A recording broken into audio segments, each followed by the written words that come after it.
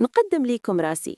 اسمي زينب، عمري 26 سنة، أم لطفلين، رياض عنده 7 سنين وفاطمة الزهراء 4 سنين. اتزوجت وأنا عندي 17 سنة. كنت خارجة من الدراسة وكانوا مشاكل عائلية. في هديك اللحظة تعرفت على واحد إنسان اللي كان ظن غادي يخرجني من ذاك الجحيم، ولكن مع الوقت عرفته مشي إنسان وإنما وحش.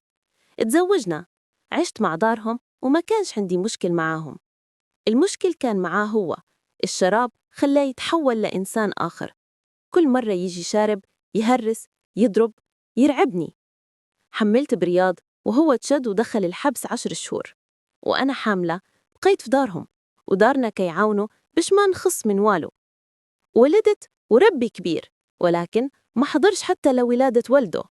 من اللي خرج كنت كنظن غادي يتبدل، ولكن للأسف رجع أسوأ من قبل.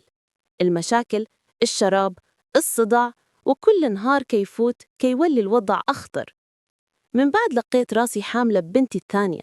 بكيت، كنت باغى أتهنى، ولكن ربي كتب لها تعيش، واليوم كان شكر الله عليها.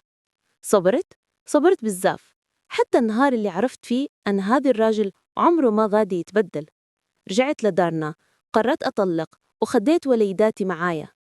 خدمت صالون، وماما الله يخليها لي عاونتني ووقفت معايا، والوالد ديالي دار دور الأب الحقيقي ليهم. اليوم ولادي بخير كيقرأوا، وكان أعطيهم الحب والأمان اللي ما قد يعطيهم الأب ديالهم. أسوأ حاجة طرات لي في حياتي كانت أنني تزوجت بيه، وأحسن حاجة ربحتها هي ولادي. البنات، الزواج مش هروب من المشاكل، مسؤولية كبيرة.